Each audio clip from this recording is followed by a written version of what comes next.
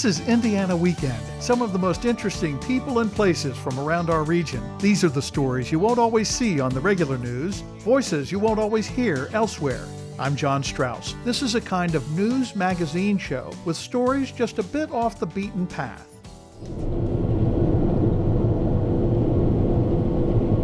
Today, the family farm, helping drive Indiana's $38 billion ag economy, the technology, finance, and long hours behind the annual harvest. This is a good time of year. This is fun. This is enjoyable. There's a lot tougher days than these. This is what you do it for. But first, family farms, some large, some not so large. We drive by fields like this all the time, pretty brown this time of year, but always green when you think about the color of money. For example, corn in Indiana is a $4 billion a year crop.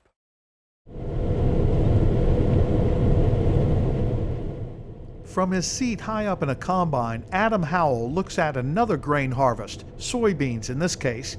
This is in Madison County, one of dozens of pieces of land totaling thousands of acres on which the Howell family farms mostly corn and soybeans. The annual harvest might as well be a holiday, a sense of relief sometimes after a long year of planning, planting, and praying.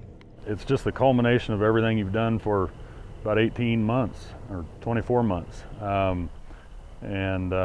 It's just, I don't know, it always has been a good time of year. The weather's usually enjoyable, and you're just bringing everything in. You're kind of, you can see the light at the end of the tunnel for some of the work for the year, and you just bring everything to a head, and there's something that feels good about that, I guess.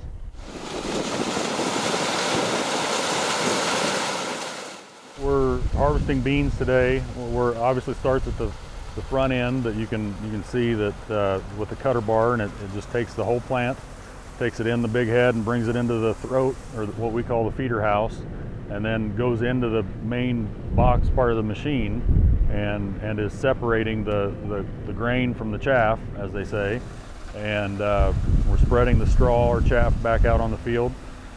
Grain's going into the grain tank to be collected to dump on a grain cart or a truck later on. Steering, except for when we're doing in-rows or something like that, is satellite guided, which really sounds like just a little perk sort of thing, but it aids efficiency. We take a full 40-foot swath with that every time we go through the field, so we're not doing 39 or 38 or 36. We're getting the maximum capacity of the machine as we're going. It's really, these machines are really enjoyable to operate anymore. I mean, it's very simple and the almost idiot-proof, I guess. Even I can drive one. Of course, these are complicated machines. Howell Farms has 2 combines, which offload the grain to wagons, which pass it along to semi-trucks, which take it to the family's grain elevator. There are plenty of places for things to go wrong. There are days that just don't go nearly as smooth as this, and you spend more time fixing things and solving problems, or working with a regulatory agency, or who knows, just any of the nuisance things that you deal with so that you can get to this point. Heavy spring rains delayed planting and even stopped them from planting in all of their fields, but the harvest is turning out to be much better than originally expected. As complex as farming has become, it's much more common these days for farmers to have college degrees. Less common to have a degree in economics from Princeton. I know when I first came back and was farming, I'd run into people that I hadn't seen for a while, and they'd say, "So Princeton didn't work out, did it?" But no, I don't like to dwell on that very much. He kids about that, but modern farming on this scale certainly requires more than just watching the weather.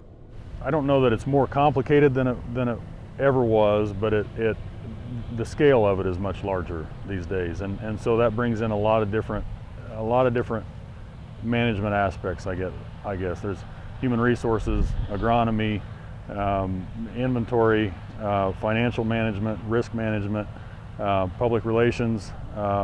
All of those things are things that we think about on a daily basis, where a few of those things my grandpa and others of that generation wouldn't have had to worry about. He's a long way from Princeton now, but still stays in touch with former classmates. They're always interested because it's so different than the norm, I guess, for what most of my classmates did. But they see it as they've been around me enough, and we've talked enough that they know he's running a farm business with his family, and I'm running a software solutions business, and there are different considerations to each, but when it comes down to it, it's same ideas. But it's not like any other business. People who do this talk about the love of the land and respect for traditions. It's something Adam and his family hope to pass along to another generation of Howells. Well, that's the goal. We do it because we love it, but we had the fortunate blessing that it was here to come into and work with and improve, and we would like to be able to pass that on to the next generation. We see how different farming looked from the beginning of our dad's career to sort of the winding down of his career, and we can only imagine what's going to happen from here to the end of our career. And we talked about how things look different than they did a generation ago, and I don't see any reason to expect it to stop now. The Howells are family farmers, but cultivating a lot of land. Adam's mother, Mary, says she's seen other families get out of the business.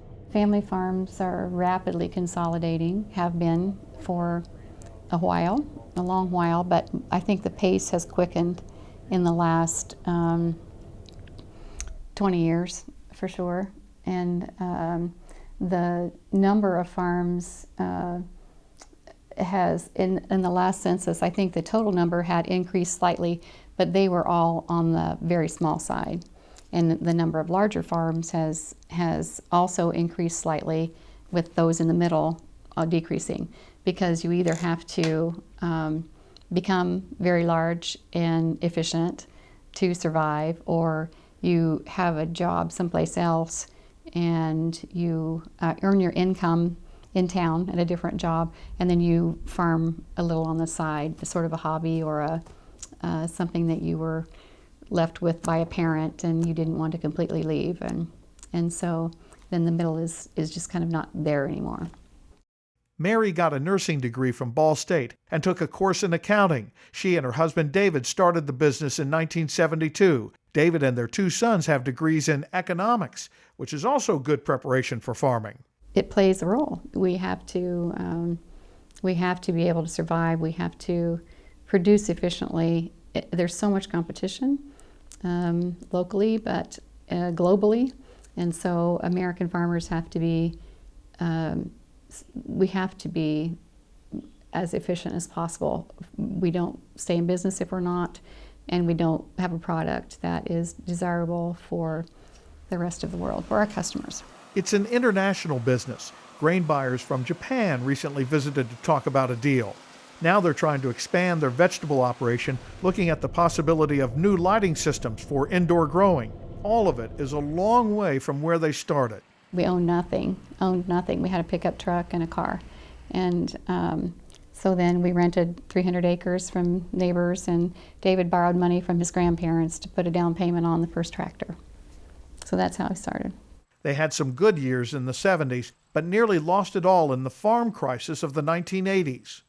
Yeah, it was really tough. It was especially hard for us because we had no foundation here. We were out there on our own, and so everything that we had earned, we had plowed back into the farm. Many farmers in those days had expensive loans, difficult to pay back after prices tumbled in response to the 1980 grain embargo against the Soviet Union. The Howells hung on, selling fruits and vegetables retail to keep the money coming in. They still ship pumpkins and tomatoes by the semi-load. Their main barn is filled with pumpkins in October. During the fall harvest, that's a busy operation.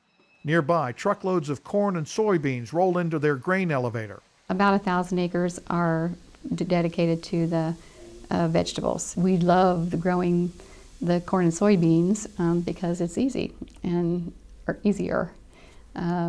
There's risk involved with that too, of course. But so once we finish in the fall, when we finish the tomato and the pumpkin harvest, and we just have corn and soybeans to harvest, we feel like we're on vacation. Of course, vacation is almost a foreign concept on the farm.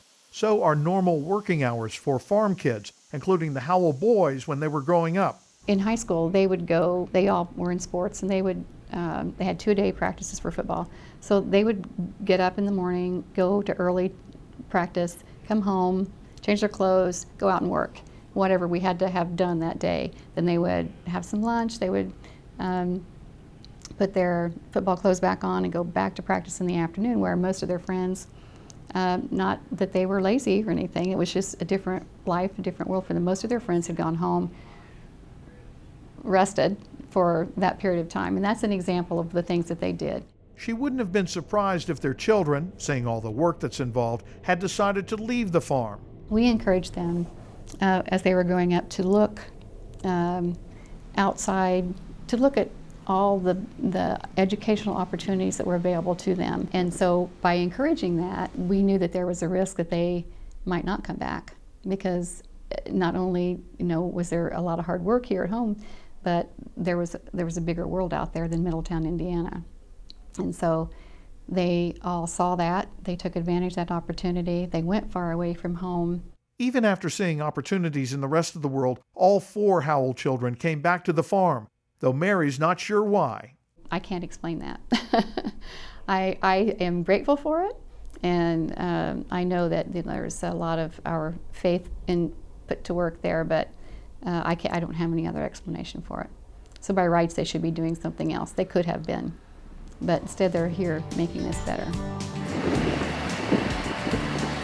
But there's something about this life. Long hours, sure, but never discount the attraction of being your own boss. That's the way Danny Schuyler looks at it. He's been farming with his cousin and brother since they were kids. To me, it's not work, it's fun, and I'm sure the 2 other guys, Steve and Richard, will tell you the same thing. It's not work, it's fun. We put a lot of hours in, and but we have fun doing it. And yeah, we get tired of a night, but the next morning it's just a brand new day and we're ready to go at it again. If the Howells are an example of a big corporate family farm, the Schuylers are at the other end of the scale, about 600 acres, or around 1/10 the size of a larger operation. We've all been associated with farming all of our lives, ever since we was all kids. And we've more or less just now progressed to the point to where we've taken over the family business for now, and who knows what's going to happen in the future. And but that's how it is for right now. How has farming changed since you were a youngster and getting into this? Oh, yeah, quite a bit. It's really hard to explain. I was broken in driving a tractor back when I was about age 12, and it was my dad's old tractor, which we still have today, and we still use it every once in a while. And went from basically raking hay out in the hot sunshine to now then we're in an air-conditioned cab and kind of dust-free to a certain degree, which it's really changed a lot. Danny, his brother Richard, and their cousin Steve, who was driving this combine when we met them, all worked for General Motors when they were younger. We held down a full-time job up there. We also farmed. I worked second shift quite a bit. My brother worked days quite a bit. So I was here of a morning and my brother was here of an afternoon or when he got off of work. And it really worked out great with Dad, and then Steve, his dad farmed. So he helped him out also on that end. So it worked out pretty good all the way around. There are good years and bad years. This year is looking pretty good, especially considering how it started, with a wet spring that really set them back. There was some replanting that we'd like to got done, but we couldn't do the replanting because of the weather. What crops we do have, the soybeans were kind of all over the place a little bit as far as bushels per acre. So far the corn that we've been into, we've got some spots where it's been drowned out and been hurt some or whatever. But overall, from what I've seen, I think we're doing okay on the corn. I can't tell you what it's making because we've not had time to figure anything out. This time of year, you just have to go, go, go. We want to take advantage of Mother Nature. And she's gave us some good weather, and we really like her right now. He has more time to do this now that he's retired from GM. Will he ever retire completely? Doesn't sound like it.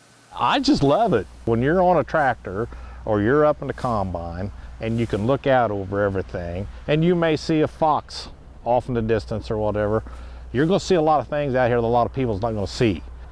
I love being free about it. I just love the atmosphere, and I just love the work. It's not work, it's just fun.